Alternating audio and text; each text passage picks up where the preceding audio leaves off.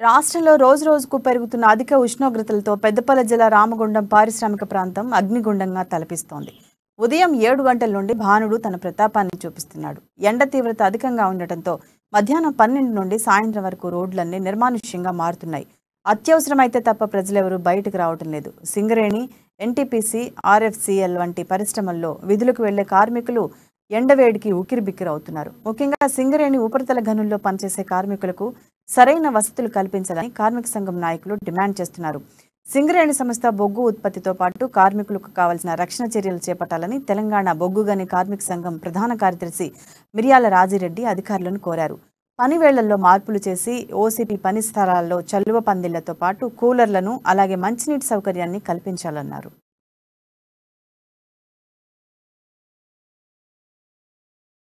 సింగరేణి యాజమాన్యం ఎండ తీవ్రతను దృష్టిలో పెట్టుకొని ఫస్ట్ షిఫ్ట్, సెకండ్ షిఫ్ట్ లో ఓపెన్ కాస్ట్ సోదరులకి టైమింగ్స్ మార్చాల్సినటువంటి అవసరం ఉన్నది.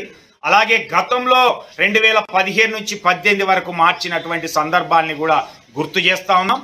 దీంతో పాటుగా చల్లటి నీళ్లు ఇవ్వాలి, చల్లటి ప్రదేశంలో కార్మికుడు ఉండేటట్టు చూడాలి. అలాగే ఏసీలు పనిచేయనటువంటి ఈక్విప్మెంట్ ను ఏదైతే హెమ్మును బంద్ చేయాలి. ఓవర్ హీట్ అయినటువంటి ఏదైతే డంపర్లు కానీ ఇంకా ఇతరత్ర డోజర్లను కానీ ఆపివేయాలి. ఆ విధంగా కార్మికునికి రక్షణ కల్పించాలి. అప్పుడు మాత్రమే సేఫ్టీ సాధ్యం అవుతుంది. లేదంటే ఈరోజు 24 ఏప్రిల్ ఇచ్చినటువంటి డిజిఎంఎస్ సర్క్యులర్ లో పేర్కొన్నటువంటి విషయాలపైన దృష్టి పెట్టాలి.